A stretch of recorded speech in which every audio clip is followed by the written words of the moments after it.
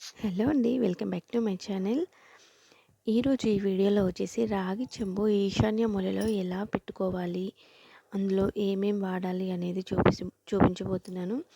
నేనైతే ఈశాన్య మూలలో కింద పెట్టకుండా ఒక ఇలాంటి చెక్క అయితే తీసుకొచ్చుకున్నాను ఊరెళ్ళినప్పుడు. ఈ చెక్కనంతా శుభ్రంగా కడిగి దానికి పసుపంతా ఎలాంటి ఉండలు లేకుండా మంచిగా నీట్గా అప్లై చేసుకోవాలి.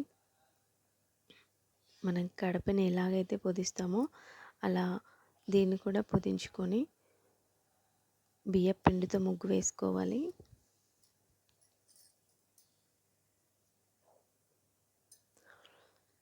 కుబేర ముగ్గు కానీ అష్టదళ పద్మ ముగ్గు కానీ వేసుకోవాలి.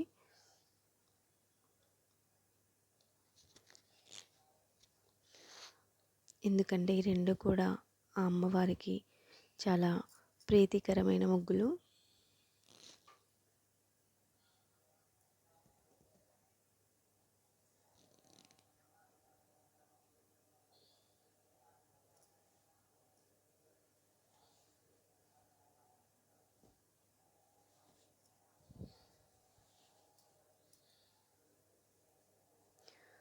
ముగ్గు వేసుకున్నాక అందులో పసుపు, కుంకుమ, అక్షంతులు వేసుకోవాలి.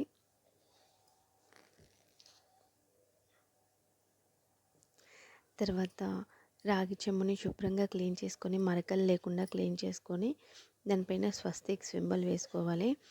ఈ చెంబు వచ్చేసి లాస్ట్ 10 ఇయర్స్ బ్యాక్ది. నేను జస్ట్ ఒక 1 ఇయర్ నుంచి ఇలా యూజ్ చేస్తున్నాను. చాలా నల్లగా ఉండేది. నేను దీన్ని మంచిగా క్లీన్ చేసుకోవడం వల్ల కొత్త దానిలా అయిపోయింది. దాన్ని నిండుగా వాటర్ తీసుకోవాలి. ఫ్రెష్ వాటర్ తీసుకొని అందులో పసుపు, కొంచెం కుంకుమ, అలాగే గంధం, ఈ 3 కూడా వేయాలి.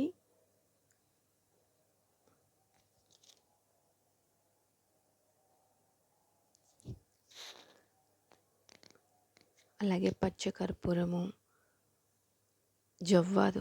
చాలామందికి జవ్వాదు అంటే తెలియదు. జవ్వాదు వచ్చేసి మనకి పూజ స్టోర్లో దొరుకుతుంది. ఈ 2 కూడా మంచి సువాసన వస్తుంది. ఈ 2 వేసుకున్నాక 5 రూపీస్ కాయిన్ కానీ మీ దగ్గర ఉంటే, లేదంటే 1 రూపీ కాయిన్ కానీ ఏదైనా పర్వాలేదు, అందులో వేసుకోవాలి.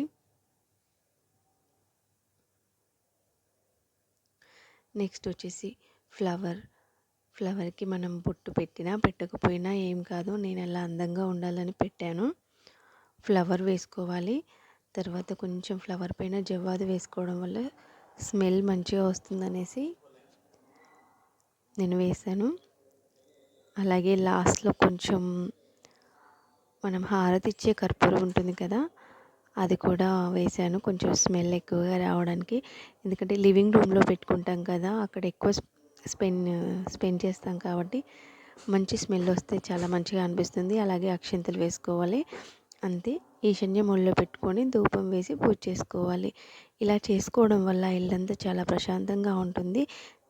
థ్యాంక్ యూ ఫర్ వాచింగ్ అండి. ఇంకేమైనా డౌట్స్ ఉంటే కామెంట్ బాక్స్లో కామెంట్ చేయండి. Thank you.